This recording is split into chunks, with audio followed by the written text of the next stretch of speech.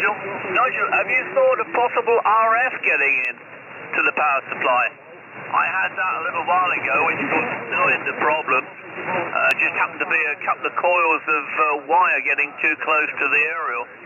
But I wonder if it's a sort of a good quality power supply, whether it might be suffering from RF as a possibility. I'll throw it on to, with a pause, I'll throw it on to Graham, because he was on a short fuse.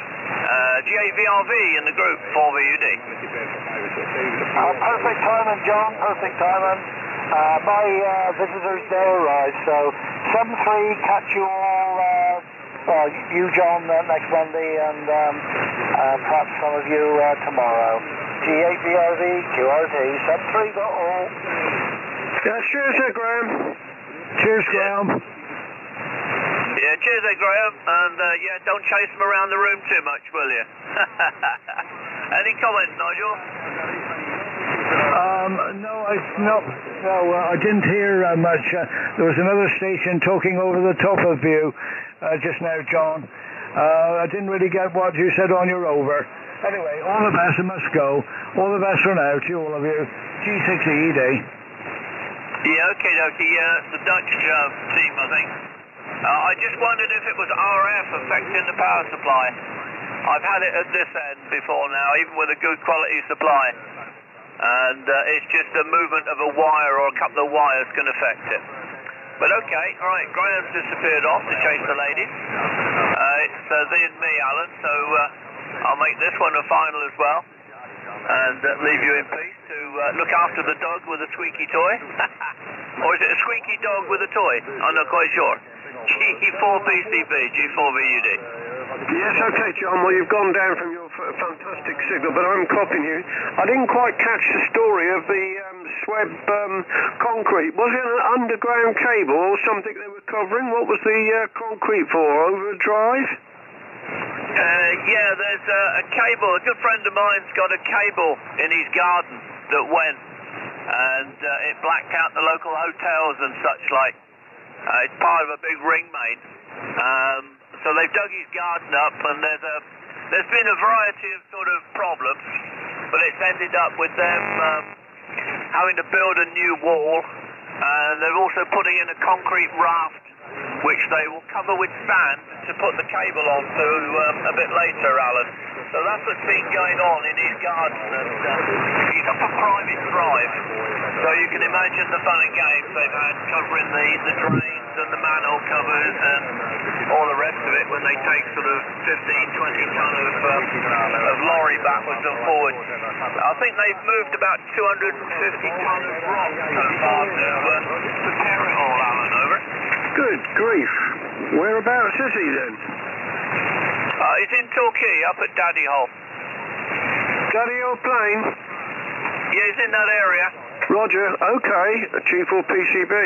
And he's got very sensitive neighbours that keep getting, sending him solicitors' letters, because every time he breathes fresh air they complain, do they? It's that sort of thing. They're having a dig at the contractors and such like, because of all the fun that's gone on.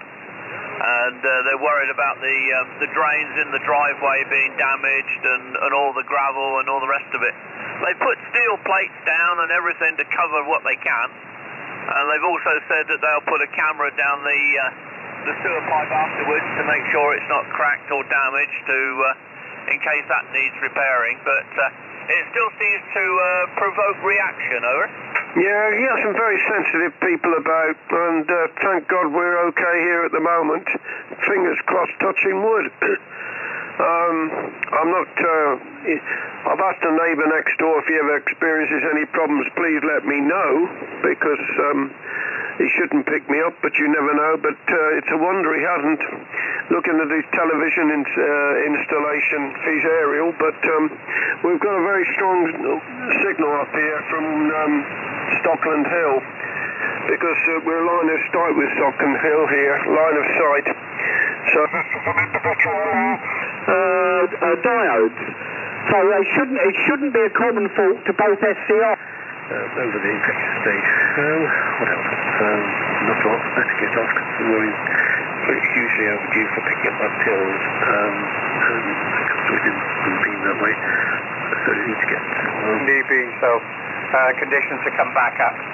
Right, with that, that's too long of an over for me, so I wish...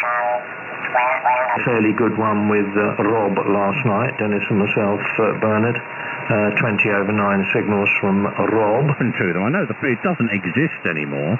It's now houses, but don't quite know where they went or what they became.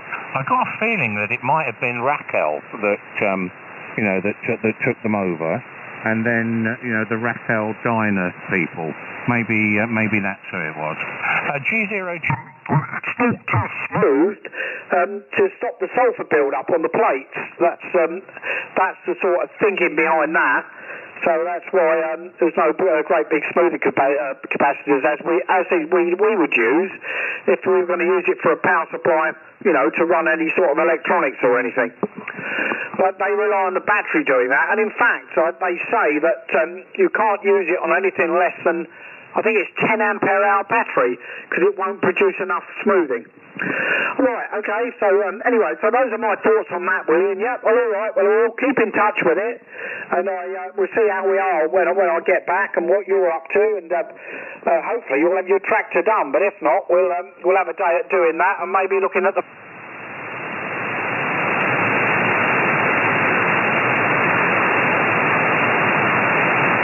Group G3BYJ Robert.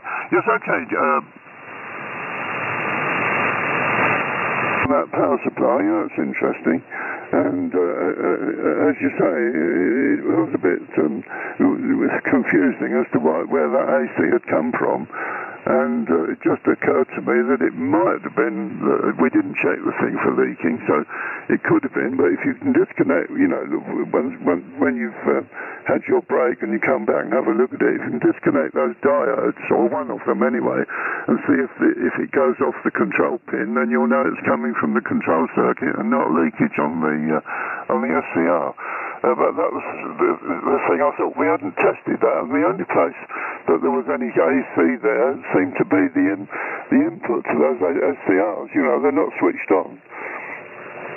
And the other thing I thought, perhaps we could put a small DC voltage, disconnect the diode, and put a small DC voltage on to see that the SCR is in fact contacting. It does switch on when you put DC on it. Anyway, as you say, that's a job pending, Jim, so we can consider that later after you've had your break. It seemed a very complicated power supply. I think as a last resort, if you can't mend it, get one of these standard solid state voltage regulator, 13.8 volt regulator, and just stick that in place of all the control circuit and a couple of diodes. The transformer's all right, and you'd get a good 13.8 volts for charging out of it, wouldn't you? Anyway, let's hope you can find the fault. It'd be more interesting to find the fault, wouldn't it? Right. I'll pass it back to George. It's all yours, George. G0 CMF. Yeah, okay, Willie. Well, things reversed a bit on that. You were stronger than Jim in some cases, and then you evened up, so it's got to be something to do with the propagation change. Unfortunately, I still can't be a Bob, which is a shame, really, but we have to put up with it. Okay on the power supply. Yeah, well, I enjoy fault finding as much as anything else, to be honest with you. I thought over the years I've been several rigs, rallies and various things, and they get various things wrong with them. And, it's the satisfaction of fault finding and putting it right. I remember I bought a ST101, earlier battery, which had been used by some CD roller.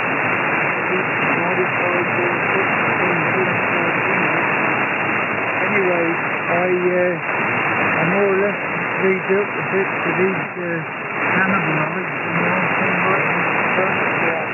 So that is the big challenge, isn't it? My challenge I got it at the moment, my tuner, external tuner unit, the NSJ, it's got a crossover needle meter on it, and it will read the reverse,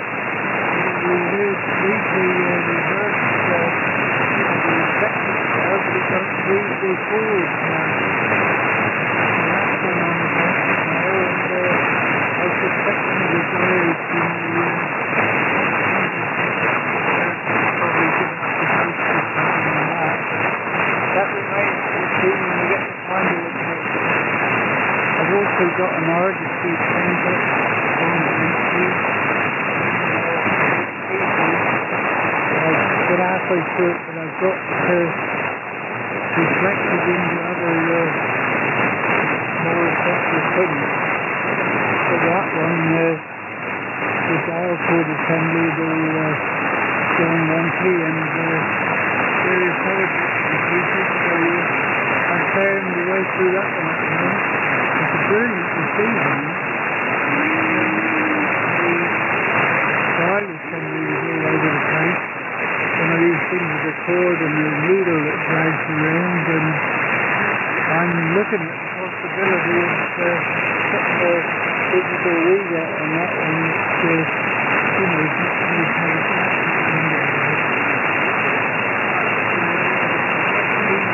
So hopefully you're okay. As regards to COSOR and Ray, well, that's interesting. You should mention Rayathon, because we used to have some Rayathon equipment on the production. I can't remember what it was. It might have been some sort of welding equipment, maybe. I can't exactly remember what it was, but I remember the name Rayathon, and they made some big stuff that we used to use on the production line. I think they were welders. But as regards to the valve on the plinth, Frank, well, that's when I was at the school, whenever anybody retired, they always used to ask me to make something like that. When the one of the physics guys retired, that we sort of made some little some electronic components and mounted them together to make what looked like a little man, some sort of a matchstick man made out of electronic components, and we mounted that on a bit of board and put a plaque on it for his retirement. But the best one I did, I think I told you that the thing that actually got me into amateur radio was making crystal radio sets in the science club at school, and I needed to find out. The kids were asking complicated questions, and that's why I became a radio amateur, so that I could answer their questions. Anyhow, I actually built a fixture for winding basket weave coils because I thought they looked particularly good. And I made a couple of crystal radios with an old pair of World War II headphones and one of these basket weave coils, and it was mounted on a plinth of wood, but quite small, and the headphones actually were held up with the sort of straddling the basket weave coil and an air sort of main capacitor, etc. And they looked really neat. And when the physics professor retired, or he didn't retire, he moved to another school, I actually put a plaque on that and gave it to him because it was actually a workable toy, as well as a workable radio, as well as being particularly interesting to look at, with the old-fashioned headphones held in sort of resting above the basket weave coil, which one of my more and no black tape in sight, Frank. It was one of the jobs that I've done without bodging. I was very, very proud of it. G0GSR with G3VZ FM0 SPZ. G0GSR. There was quite an art in coil winding, wasn't there, at that time? I can't imagine how you would wind a basket weave coil, to be honest, Dave, so perhaps you could enlighten me on that. I remember trying to do it many, many years ago, and the whole thing was just a dog's dinner. So maybe you should enlighten us how to wind a basket weave coil.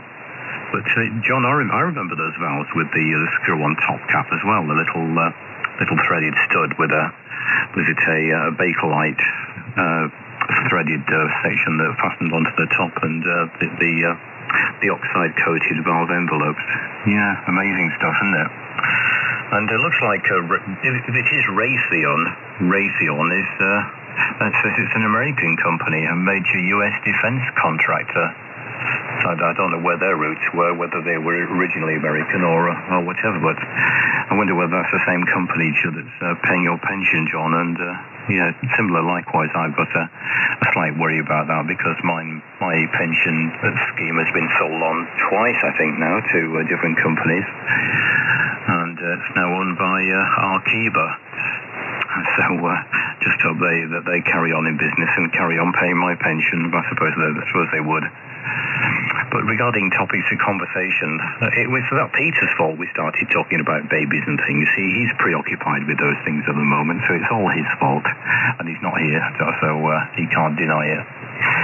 G3VZF in the group, G0GSR. G0GSR, G3VZF, yes, I should have written the list down yesterday, not relied on memory, because there was another topic beginning with B, and I just can't think what it was. Thank you for your inquiries, Dave. Something will be revealed this afternoon, hopefully. I'm going to see the doctor and ask her what were the results of the cancer pathology. Supposed to have been revealed 3 weeks ago. And what's the verdict on the leg after the ultrascan test? The lady said, yes, there's things there that may need draining. But I'll get the official verdict on that, and hopefully also today. And then over the weekend, the wife has some more scans done, MRI, CT scan, maybe something else as well. So this particular hospital obviously runs the radiography department 7 days a week. So actual weekend appointments, which will be quite interesting. The more I hear of you, Dave, the more you remind me of someone at work, Len Barnes. He was always there, ready to make up special things, do difficult jobs. But only he was really an expert at getting out very, very quickly, including leaving gifts, as you say. And very, very much missed him. A very unfortunate chap. He died about 3 weeks after he retired. I think he didn't have hobbies, and this happens, doesn't it, to people who are so subsumed into the factory that this sort of thing can happen. But everyone remembered him with quite a lot of affection. You sound like you're Len Barnes in a different name. I can't. Oh yes. Basket weave. Yes, it's a pretty style of winding, isn't it? At work we had a machine that would actually do that, and it was a marvellous machine, not because it wound coils, but because it was, I put its replacement in the departmental requisition each year, knowing that if something had to be sacrificed, we could do without the coil winder. So it was a real Judas in the list there, ready to be thrown out. And sure enough, every year it did get thrown out, but I remember when it was doing weave work, the important thing was the tension. The tension had to be maintained very carefully, and if the machine wasn't totally cleaned up and whatever, then the piles would collapse. These incidentally were basket weaves where effectively the length of the cylinder of wire was greater than the diameter. I don't think the thing could do those really fancy ones that were maybe only about an eighth of an inch thick, but actually had about a washer metal size, if you like, of about a quarter to half an inch. Those I don't remember being seen, but it's a marvellous old trend, isn't it? I suppose it's still done. I suppose people are still doing it with things like Litz wire, but it's starting to disappear into the past, isn't it? As digital technology hammers everything flat. all that old-fashioned information just becomes redundant. My wife has a pitman's typing certificate, and of course that's all completely redundant now. How to center a heading, a very complicated thing that took several nights of evening course to be taught, let alone mastered. And it's about as much use as a chocolate teapot nowadays. Sic transit gloria mundi. Oh dear, I've got your call sign in the muddle, Frank. G0GSR, M0SPZ, G3VZF. Well, I think it goes round to Dave actually, but what's the reason for a pile-wound choke, I wonder? I'll just have to think about that for a moment. Back to you, Dave, from G0GSR. Yeah, Roger. Yeah, G0GSR with G3VZF, M0SPZ returning. Well, first of all, the basket weave fixture that I made was basically just a circle of wood with pegs sticking out of the top. And you wound it a bit like if you think of dancers around a maypole. You started winding in one and out the other, in one and out the other, in one and out the other. And then when you got round to I forget how many number of posts now, it's either an even number or an odd number. And then when you got to the two choices, and when you got back to the beginning, you were then sort of one round, and so you then went in and out, but that was the opposite to the one that you previously did. So as you went round and round and round and wound all this stuff, you ended up with a beautiful looking basket weave coil. And excuse me, when we were talking about smashing up radios at the top of the garden to look inside the valves, that's what was inside these radios as well. Every coil inside these old radios was a basket weave coil made with lit wire, I think, John, as you mentioned, and they just looked so beautiful.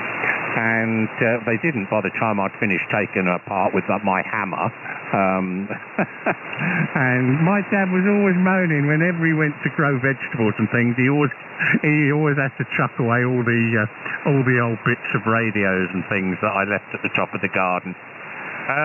And as regards to winding machines, yes, we used to have some very, when we wound our armatures for our motors, we had some very, very sophisticated machines to do that.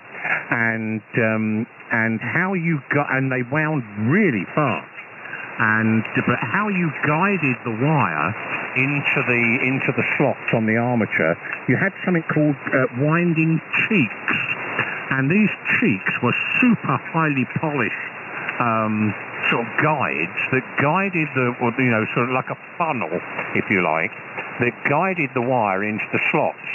And if these things had a tiny scratch on them, they would rip the insulation off of the enamel wire and cause all sorts of trouble. So these winding cheeks were made in the tool room, and there was only about two or three people in the tool room who had the competency to polish these things to the level required.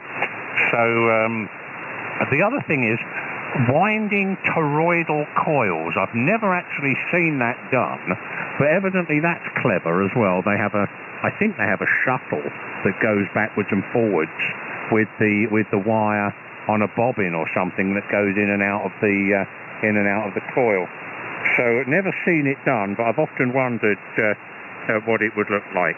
So the basket weave coil fixture, Frank, was just a circle of wood with holes with posts sticking up, and then you would put the wire in, out, in, out, in, out as you went round, and you selected the number of posts. You can, of course, go in one, out two, in one, out two, and do it that way. There's all sorts of permutations that you can use, and of course then you get different effects as well. So.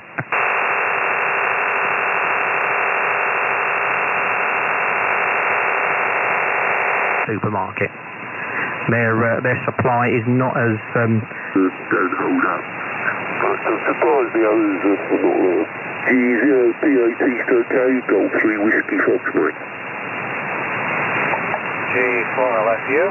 And the group G3VVT, yeah, copying now, okay now. I'm just checking your direct. If I can do it either way, we'll see how it goes.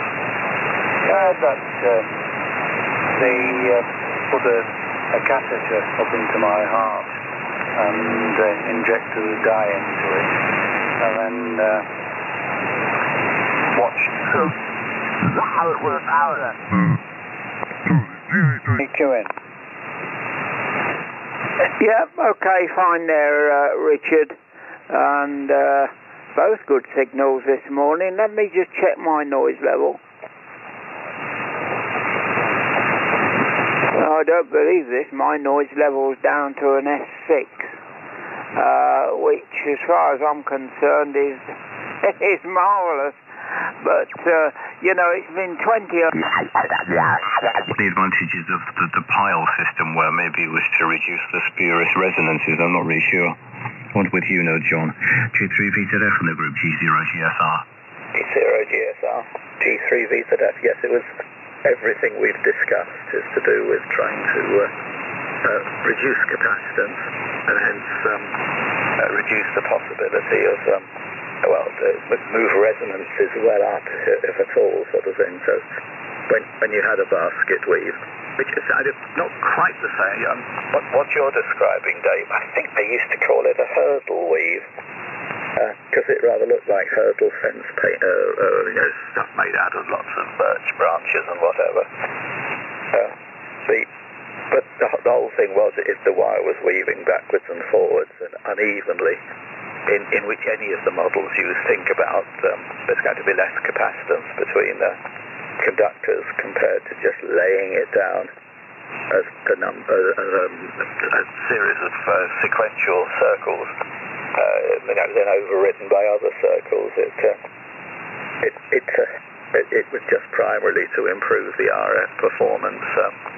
I think in stuff used in radio. They did sometimes impregnate them with wax. Perhaps that made them a little bit more robust. But I think it's rather like a house of cards. It's still going to build, but once you've got it there, if you just leave it alone, it stays up. So I think a lot of those coils did, but I believe they were sometimes impregnated with wax. Not the least because I used to work in a Royal National Institute for the Blind repair shop during my school summer holidays, and they had a host of very old radios coming back for repair. They were mostly 5-valve superheads, often in small Bakelite cases, and in particular with the backplate stood off, just fixed into the Bakelite at the corners by tapping screws, but in itself not connected to anything else. And that, a lot of times, would be good enough to be an aerial in the London area. So the radios then didn't need a separate aerial. What that meant was that the backplate was effectively coupled in through the input coil to the chassis as the first RF tuning stage. And I do remember one day I had a piece of test kit on this, and the AC-DC nature of the chassis had the mains plug on there all the way around. And so the mains went straight across this coil inside the radio, and everyone in the workshop ran because this thing just outgassed like someone had just dropped a flare, and it didn't stop. It didn't blow the mains. It just kept doing this, and we all bundled out and then came back later to find the thing totally and utterly fried. So I suspect that outgassing was wax in the thing. But particularly the weave ones, I think were a reasonably strong structure, although you looked at the very edges, if you like, of corners of the weave and think, what the hell, isn't that just flecking, falling over? But very ingenious indeed. The business of wiring toroids, yes, I'd be interested to know on that, whether they do it in the same sort of way that a sewing machine does it. By catching the wire, feeding it through, and then, well, it's difficult to tell really, isn't it? I've seen cable layer downer machines, and they're unbelievably impressive, huge things, very large drums on it, and not just drums of wire, but drums of spacer, and all weaving in and out of each other, and the big bobbins, the bobbins are about 3 or 4 foot across, not just being circulated round the centre of the wire on a circular frame, but also themselves effectively presetting. So the cable then formed and then coated with plastic was quite a complicated weave inside. It's fascinating. There's nothing like being in a production area in a business. It's so interesting, so stimulating. I used to spend a lot of time in production just spoiling myself, really, because it was just so fascinating to watch how ingenious people had been in making specialist machinery and tooling to make complicated things like that actually realizable. Very, very interesting environment. I'll do it right this time. M0SBZ, G0GSR, G3VZF. Yes, okay, thanks, John. G3VZF with G0GSR, M0SBZ returning. I couldn't agree more, John. I thought it was absolutely wonderful. I mean, quite honestly, I wasn't actually in the manufacturing environment for most of my career. I was in the sort of engineering and design area.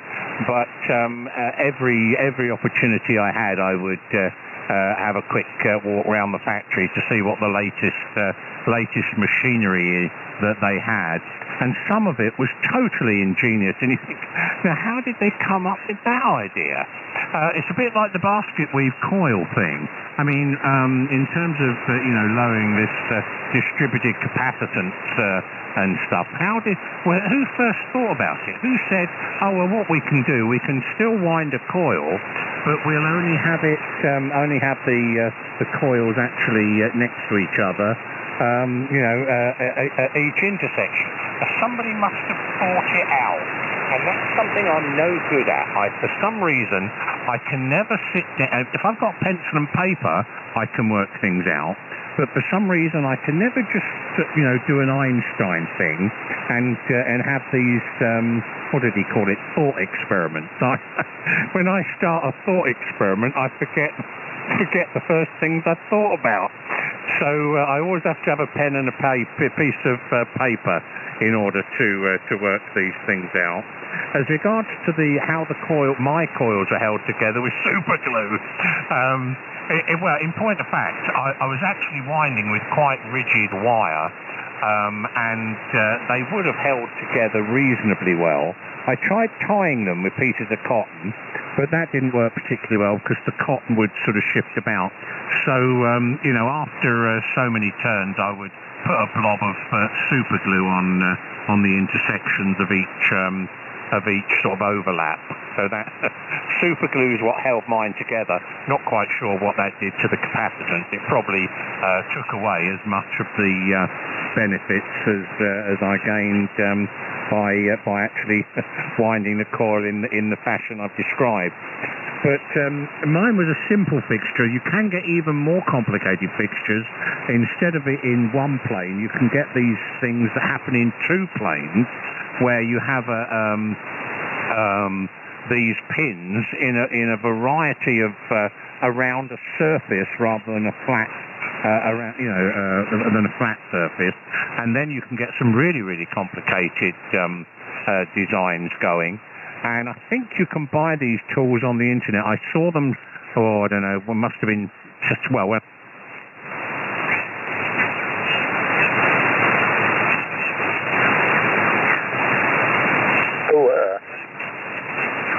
Dave, are you still with us?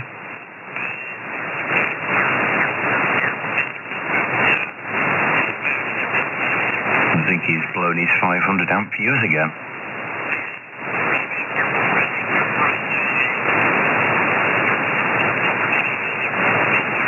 You know what's happened, Frank? I've just tuned each side in case of a shift, but nothing else heard. No, I've got the web SDR running, John, and hello. I've just looking, there was a strong signal, just LF, but that was not Dave. MCRSBZ, are you with us? There we go, 1212. Sorry, I don't know what happened. Don't know what happened there. Can you still copy me, Frank, Roger? Yeah, it just appeared, Dave. You suddenly disappeared mid-flow. Yeah, Roger, you must, maybe a relay problem. Sorry about that. I forgot where I was now. I held my coils together with super glue. But the thing that I was going to mention, you know, the program about the robots, not the robots, the clockwork things, the automatons. Did you see that die that the guy had for making the screws, Frank, Roger? Well, you mean the very, very tiny screws, Dave? Yeah, the really, really small one. And he had a die. He said, well, how did they make this screw? And he said, well, they made it with that die. But they didn't tell you how they made the die. So some of these techniques say, well, I wonder how he made the screw. And you think, well, he made it with a very, very small die. And then you say, but how did he make the die?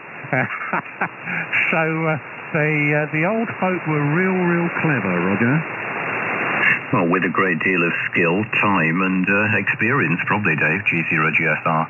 It's always amazed me, the skill of these clockmakers. Like you say, that was incredible, wasn't it? And we should have been talking about that the day before yesterday, couldn't we? That was the A word. But, yeah, absolutely incredible, some of these things, weren't they? And you mentioned super glue. Yeah, I don't know. I suppose the theorist could work out the best way of winding a coil to minimise the distribution capacitance. And it just reminded me of something that looked very similar as well. That was section wound transformers. I don't think that was for capacitance reasons. That was for high voltage insulation. But some of our air-cooled transformers were the secondaries, the high voltage sections were wound just like a pile wound choke. You could see the different sections sort of pile wound on the secondary of the transformer. Even some very big transformers are wound that way, you know, sort of 20 kV plus. And that was to just help with the breakdown voltage between the windings. But yes, I've never been involved in a production environment, but I've been around a few factories, and like you two, found it absolutely fascinating. And I wonder whether you've seen the Mullard films about the old Mullard films about the factory and the machines that were making the little valves. That's absolutely incredible. G3VZF and the group G0GSR. G3VZF, yes, sir. Is that the Blackburn story film, Franco? Yes, John. I think there's more than one as well. Yes, I believe there is. It's a fascinating environment to see ingenuity. You know, you just put people's brains up against a problem, and someone has a eureka moment, and all of a sudden the cost price of doing that particular activity falls by 90%. When I joined the Philips Group, it was in one of their factories where my brief was to try to modernize their practices, and also I thought to integrate them. So as the systems development manager, I was very keen that my staff designed things which would be easy to make and test in production. And again, it was fascinating to see a complete shambles of a system being rationalized, and the popping of the eyes of the financial director when he compared the return on assets employed under this sort of system with the old-fashioned one, where stuff used to bounce back and forth between production and production test as the equipment intermittently malfunctioned. And so it sent to rectification, if you like. Rectification could find nothing wrong. So they send it back to production, and these bits of equipment would just bounce back and forth, all because they weren't really testing them properly. Quite a revelation when I said, no, you don't have a pinned out version of the entire equipment. Substitute this board for one of the ones in it, and then actually use it for its intended purpose. you develop an electrical interface spec for the board and let it meet that. And in meeting that, it's not going to have anything to do with the final functionality. It's just that it, as a unit, works properly. And this was such a new idea, and yet it worked so successfully that one project I remember in particular, which was actually losing us money to make, it ended up with an 85% return on capital employed. And because the things could be made so much faster as well, it meant you would achieve that ROCE fivefold in a year. I reckon it took about 6 weeks to make one of these bits of stuff. So quite interesting to see how the lack of synergy in a lot of industries, but the pleasure of actually seeing two departments collaborate to produce, well, the ROCE, the target always was at least 50%, but nobody ever achieved that until this integration of design and production came in. I say then almost the sky was the limit. In interesting old days, I suspect it's still the situation now that a lot of production lines don't really are making things that are designed to be made easily. It's a great challenge. I think it's the sort of thing the Japanese learned very early on, and we in this country may well still be in the process. You guys must be going off to another C word, coffee. That's perhaps going to be the last topic of this morning, but it does begin with C. Back to you, David. It just vanished instantly, literally mid-syllable, and came back on in the same way. M0SBZ, G3VZF. Yeah, Roger. Yeah, don't quite know what the problem was.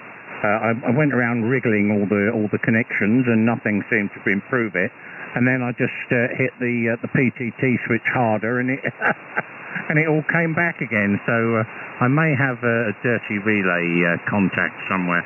Anyhow, okay, John. G3VZF with G0GSR, M0SBZ returning for the final. Yeah, coffee time, guys. So very nice to hear you again, John. Always try and join in, John. I know you listen occasionally, but always try and join us if you can. Always pleasure, and it's just another set of eyes and ears and brains looking at different aspects of things that I enjoy. Makes for a particularly rich conversation. As regards to Mullards, I've got a lot of affinity for Mullards. They were the inventors of was barium ferrite and strontium ferrite, the magnets that we used to use, and indeed the choke cores as well. So quite fond of the name Mullards. But as regards to production improvement, one of the interesting things, when you mentioned the Japanese, one of my incarnations, in fact one of my final sort of incarnations at General Motors was I was best practice manager, and running the Kaizen workshops where Kaizen was like a continuous improvement process, and had to go and one of the guys that was timing things said, can I come down to the production area because he's having trouble timing one of the girls on the line. And when we saw this girl working, we understood why. It was almost poetry. She was basically welding some little brackets on the shell of a motor, and there were several different aspects to this job. But when you watched her, you couldn't actually see what she was doing. Her arms were just waving around in front of this machine, and there were stacks of little brackets to one side of her, stacks of motor cans to the other, and then at the end of the process, out of this machine came cans with brackets welded on. And she was literally, it was almost like a ballet in front of the machine, how she had managed to pick up the can with one hand, pick up a bracket with the other, and put them into the fixture and push the button. And so what we were trying to do was time all the individual elements of this assembly process that she was doing.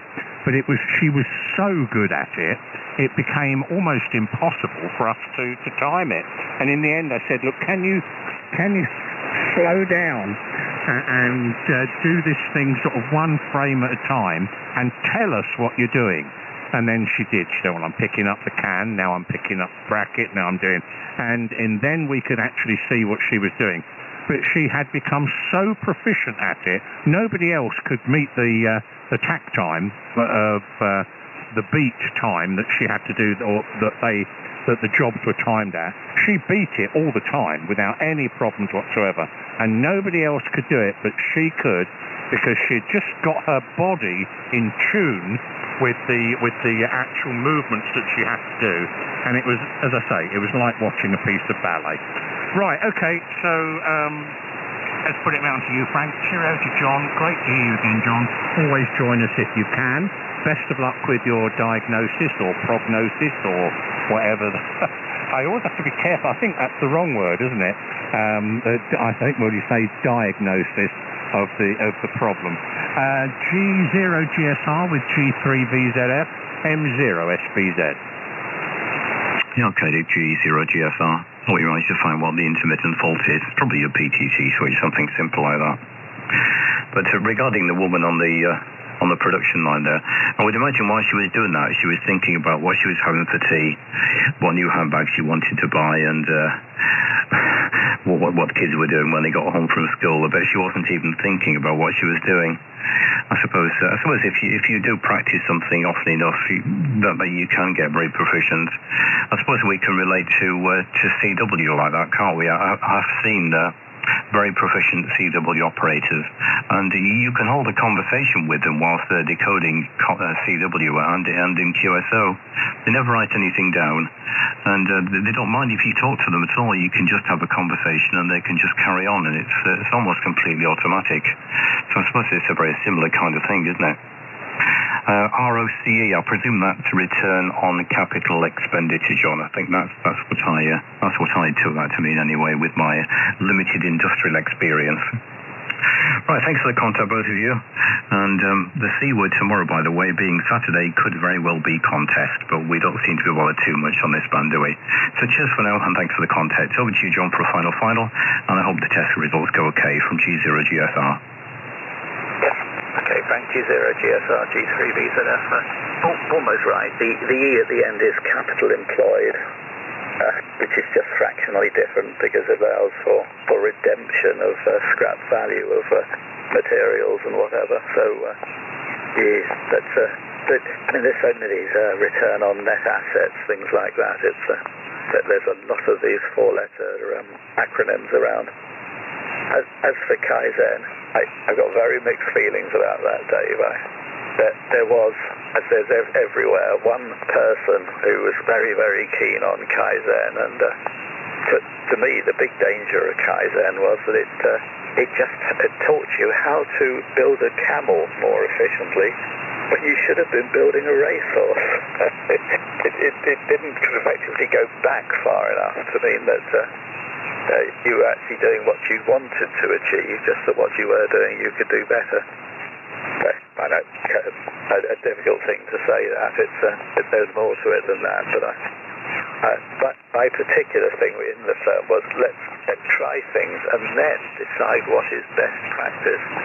And of course it's not so glamorous, but it's the thing which can actually get you a bit nearer building the thoroughbred racehorse, I think. As for your lady with the flailing arms, you're bringing me back to my Dave lookalike, Len Barnes, who we had one piece of equipment which the PC boards were actually in 3 bits wrapped around a mass spectrometer tube, and they were joined using flexible circuitry. But at one point there was an electrometer type amplifier laid out on the PCB, and the piece of plastic foil which actually went round the PCB assembly, so that when the metal case was put on, there was absolutely no chance of shorting the circuit boards. So had to be very, very specially cleaned opposite the electrometer or it would really upset the performance of the thing. I mean, the thing had I think it's either 100 or a 500 megohm feedback resistor on it. It was a very, very, very low signal circuit, and Len Barnes was the only person who seemed to know how to clean these bits of perspex sheet so that we didn't get significant degrading of the amplifiers. There you are. Kaizen that. Bye for now, chaps, and thank you very much for the interesting conversation this morning. And SBZ G3BZS. Yeah, Roger. Cheers, John. Cheers, Frank. Cheerio to everybody on the web that's listening to us. Always nice to see you guys there. All the best. Mike 0 Sierra Bravo Zulu. Now off and clear. Bye-bye. Okay, cheers guys. I was going to say about cleaning things, you spit on it and clean it off on your sleeve. Cheers for now from G0GSR. Well, I know he had a special soap because it was in a little tin with Len Barnes soap written on it. It was his own industrial process. Bye for now. Yeah, cheers guys, G0GSR. Enjoy the rest of the day.